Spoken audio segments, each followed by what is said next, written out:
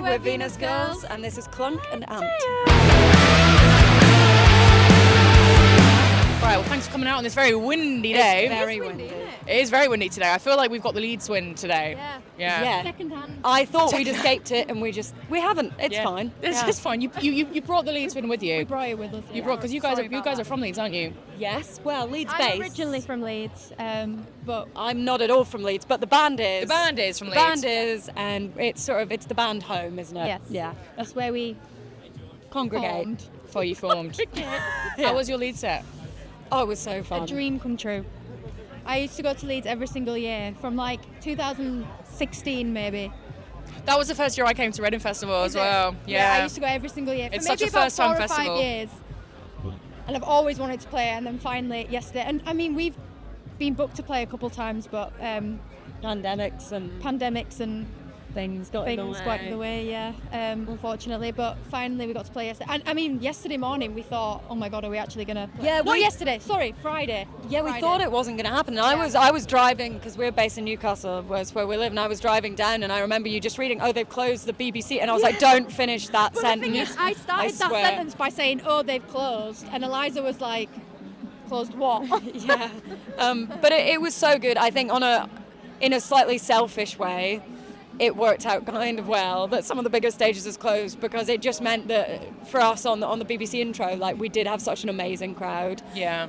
There were a lot of people, and yeah, it was a really great day, really good vibe. The crowd were they were just so switched on. They were so into it. You never know what you're going to get with a festival crowd, but it was great. Yeah, have you guys played it today, or you No, still yet to come. We're at what, amazing. 6? 25 past 6. 25 past 25, 6. yeah. Oh, I'm really excited for that. I was really worried. I thought I'd miss you guys, but no, I'm excited to catch you guys. Yeah. Oh, amazing. Right, one thing I kind of wanted to talk about, and I'm sure you've probably spoken about it to death, but you guys have done a lot in terms of your stem cell charity research and whatnot. I was hoping you could maybe talk to us a little bit more about that, and obviously it's such an important thing to you, with it being such a personal thing for the band, and you've got your tour coming up where you've got... We've got Anthony Nolan, at every show, and obviously Grace's journey with acute myeloid leukemia, it was, a stop for the band, and I came into the band after that, but it shaped, I think, so much how the sound and the journey's gone after that. So it's something we, and particularly Grace, but all of us kind of wanted to do, and so we partnered with Anthony Nolan. So there's a representative basically at every single show that can talk to people about how to join the stem cell register. It's hugely important. They provide life-saving stem cell treatment for people diagnosed with not just blood cancers, but other blood disorders as well. And it's something that there's maybe not a huge amount of awareness of. It's really easy to join. So it's just an extra thing that we can add to the tour that I think makes it that much more meaningful. And it's the first sort of proper headline tour. So it's looking back at kind of, I guess, what you guys have all been through, and then doing something about it and adding something and giving back. So it's really exciting. Yeah, first headline tour, that's so exciting. Yeah. Is there anywhere in particular you're most excited to play, or? For me, Newcastle, because, well, I only recently relocated there. Well, I say recently, it was a year ago now. But I'm looking forward to that one. Yeah. Newcastle's always great. I also live in Newcastle, and it's always fun. I'm looking forward to Bristol because I got some family coming, and I love Bristol. And London, I don't know, all of them, and Leeds, because that's hometown show. Yeah, every single one. Yeah. So I hope guys can catch you on that tour. Please do. Another thing I wanted to speak to you guys about, obviously you're no strangers to like addressing it within your music and whatnot, especially with like your big influences and whatnot. I wanted to kind of ask what your opinion was on representation of women and like just queer artists in the like industry and scene right now. It's such a big one. It's obviously getting better, I think, and I think festivals are a huge part of the conversation, and everybody's kind of coming together to work on what's best. Some people use 50-50 splits. I think the best thing, and this is just personally, I think it's championing women at the more grassroots level to then be able to get them on the platform where they're kind of booked organically.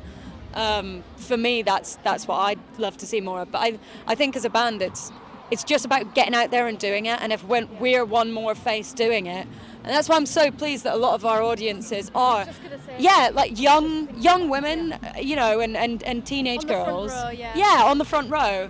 And I think hopefully, if you see it happening, I think it has to happen in an organic way as much as it does in a way where direct action's taken.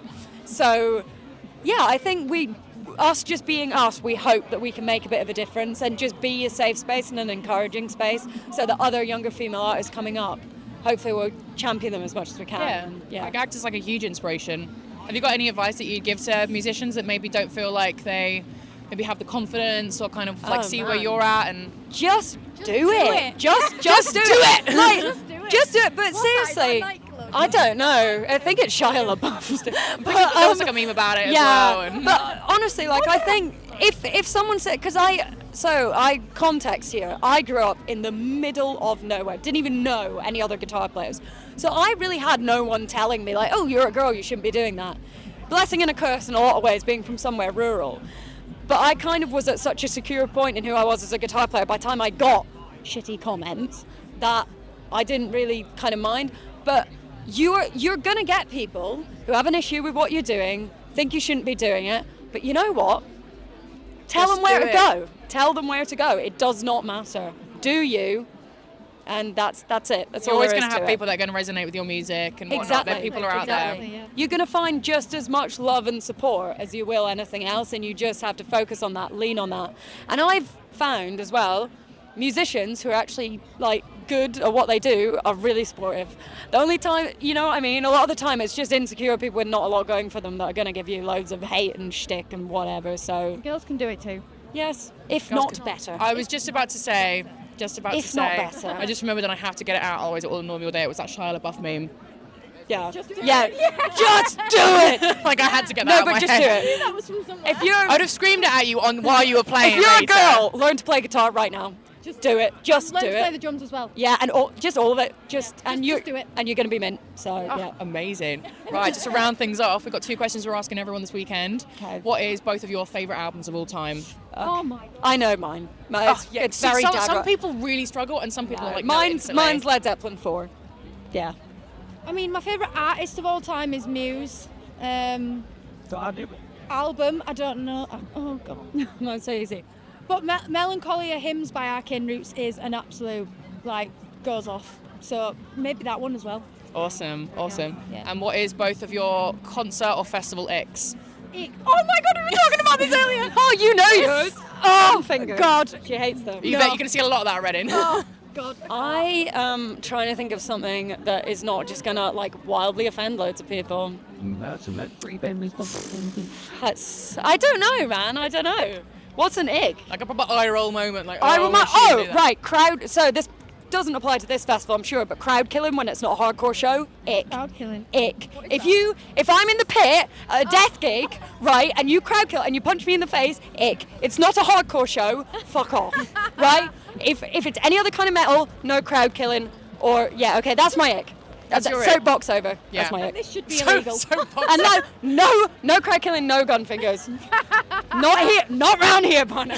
Not round these parts. So you know what I mean? It got a show.